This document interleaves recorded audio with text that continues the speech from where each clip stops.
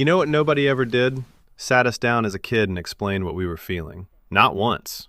We just felt things. Big things. Strange things. Heavy things. Beautiful things. And we carried them for years because nobody gave us the words.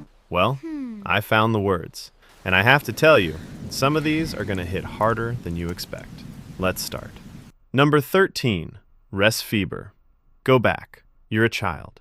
It's the night before something wonderful. Maybe Christmas. Maybe a birthday. Maybe your dad was coming home after a long time away. You didn't know the details. You just knew something good is coming, and your body couldn't hold it. Heart going faster than normal, legs restless under the blanket, ears tuned to every sound in the house. You were too full of something electric to sleep. That feeling has a name, Resfeber, a Swedish word, the restless, racing heart of pure anticipation. Research shows children experience anticipatory joy more intensely than adults ever will again, because we hadn't learned yet to protect ourselves from hoping. We just hoped, completely, with everything we had. I miss that version of us.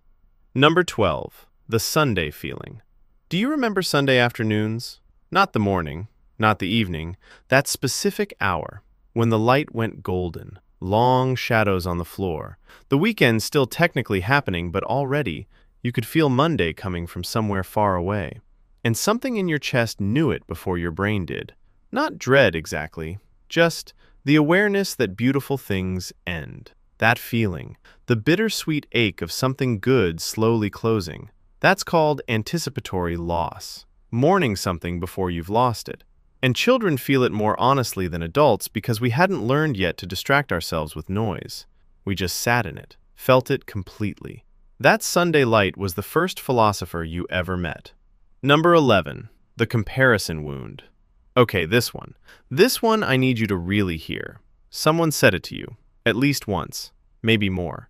Why can't you be more like, and a name followed. A cousin who got better grades, a sibling who caused less trouble, a neighbor's kid who was just easier somehow. And do you remember what happened inside you when they said it? It wasn't anger, not at first. It was something quieter, something that went inward, like a small light being turned down. And the worst part? You started to believe them. Not all the way, but enough. Enough to carry a measuring stick into every room you ever walked into for the rest of your life. Quietly asking, am I enough yet? Psychologists call this a comparison wound, one of the earliest forms of shame a child can experience. And here's what I want to say to that child. The person they compared you to was also struggling, also uncertain, also quietly asking the same question. You were never behind. You were just you. And you was always enough. Number 10, Paleg. Okay, we need a breath, because that last one was heavy, and I have something I genuinely love to tell you. Do you remember a specific food from your childhood that felt like safety? Not fancy food, simple food. The things someone made you when you were sick, or sad, or when the world felt too big. Warm toast, a specific soup, that one sandwich nobody else made right. The Norwegian word for the thing you put on bread, paleg, became a cultural metaphor for the small, specific comforts that make a place home. Science actually confirms this. Taste and smell activate the hippocampus more powerfully than any other sense, which means food doesn't just feed you, it holds you. That simple thing someone made you when you needed comfort, it's still holding you, even now. What was yours? Number 8, summer core. Okay, I need you to go back to a specific summer. You know the one, not every summer, one specific summer, where the days felt longer than days are supposed to feel, where you did the same things you always did, but somehow everything felt golden. Bare feet on warm pavement, ice cream melting faster than you could eat it, evenings that went on past what evening were allowed to go on. And the most beautiful part? You didn't know you were living it. You were just in it. Completely, without knowing it would become the summer you'd spend years trying to find your way back to. That specific, golden, infinite summer, the one that exists now only in a feeling you can't quite reach, that's called summer core. And the longing for it is one of the most universal feelings humans carry, because we all had that summer, and none of us knew we were in it until it was already gone. Number 7, different. Okay, be honest. Did you feel it? That thing where you were among other kids and something about you was just calibrated differently? Not wrong, not broken, just running on a frequency nobody else seemed to receive. You felt things more intensely, noticed things nobody mentioned, thought about things longer than the moment required, asked questions that made adults change the subject. And instead of someone sitting down and saying, "Hey, this is actually a gift. Your nervous system processes the world more deeply than most. You're going to feel more, but you're also going to understand more." Instead of that, we were left to wonder if something was wrong with us. A lot of us spent years trying to turn it down, trying to feel less, notice less, be less, and it never worked. Because you can't turn down what you were built to be. You weren't too much. You were just in rooms built too small for everything you were carrying. Number 6. Performing okay. Here's something we don't talk about enough. We learned very early what the adults around us needed, and what they needed, most of the time, was for us to be fine. So we became fine. We smiled at the right moments, answered the right way, performed a version of childhood that was easier for everyone around us. And we got really good at it, almost too good. Because here's the thing, we got so good at it that nobody ever thought to ask what was underneath. Nobody looked closer. And we needed someone to look closer. We were carrying things behind that smile that nobody ever offered to help us carry. Psychologists call this emotional masking in childhood. But honestly, I just call it what happens when a child learns that their feelings are inconvenient. You were never inconvenient. Your feelings were never too much. Someone just didn't have enough space for them. That's their limitation, not yours. Number 5. Ghost childhood. Have you ever grieved something you never actually had? Some of us did. We saw it in other families, in films, in the way certain kids at school talked about their weekends like weekends were just easy. A childhood where the adults were adults, where children were allowed to be children, where nobody needed managing, nobody needed saving, nobody needed to be smaller than they were. We watched it from outside, and we missed it, even though we never had it to miss. The world doesn't make space for that grief. You can't mourn what you never had, people say, but we did. Quietly, without language for it. We grieved a version of childhood that existed somewhere, just not for us. That grief was real, and it deserved to be witnessed. It still does. Number 4. Mamihlapinatapai. There's a word from the Yagan language of Tierra del Fuego, a language with fewer than 10 remaining speakers, and this word might be the most human word ever invented. Mamihlapinatapai. It means the look between two people who both want something from each other, but neither will say it first.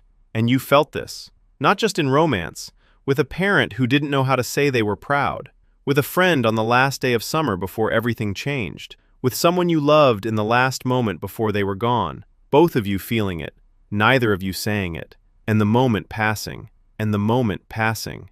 We have spent lifetimes standing in that silence, waiting for the other person to go first. If you could go back to any of those moments, you'd go first, wouldn't you? Number 3, achievement love. This one is uncomfortable, but we need to say it. Did you notice it early? That certain things made them proud, and certain things didn't. That when you achieved, they noticed. When you performed, the warmth came. When you did well, they lit up. And you were smart. So you did the math, and you achieved, and performed, and made yourself useful. Not entirely for yourself, because somewhere you learned that love was something you earned rather than something you simply had. Carl Rogers called this conditional positive regard. When a child only receives warmth for what they do, they grow into an adult who doesn't know how to receive love for who they are, who keeps achieving because stopping feels dangerous, who can't rest without feeling worthless, who is still, even now, trying to earn what should have been free from the beginning. Number 2, parentification. How old were you when you started taking care of them? Maybe you don't even remember. Maybe it happened so gradually you thought it was normal. You became the one who checked on them, who read the room before entering, who made yourself smaller so they could feel larger. You held the emotional temperature of the entire house in your small hands. And nobody said, "Wait, this is too much. Let me take this." You're a child. Your job is to be held, not to hold. Nobody said that. So you held, and held, and held. And you're probably still holding, even now. In friendships, in relationships, in the way you rush to fix things before anyone asks. Psychologists call this parentification. But I call it what happens when adults forget that children are not small adults. You deserve to be the one whose feelings got tended to. You deserve someone to carry things for you, just once. If nobody ever did, I'm sorry. You deserved better. Number 1. Hiraeth. And here we are. You're older now, and sometimes, without warning, something small brings it back. A smell from nowhere, a quality of light at a certain time of year, a song you forgot you remembered, the sound of children playing outside at dusk. And for a moment, you're both here and there, both who you are now and the child you were. And you ache. Not for a perfect childhood, not even for a happy one necessarily, just for the smallness of it. The way the world was once the size of a house. The way the people you loved were once the whole universe. The way summer lasted forever, and you didn't know it wouldn't. The way you waited by a window for someone to come home with your whole heart. Open, unguarded, so full of hope it hurt. That ache, for something golden and gone that you can never return to, that's Hiraeth. A Welsh word with no direct English translation, because English apparently has no word for this specific kind of longing. Which feels right, because it was always too big for ordinary words.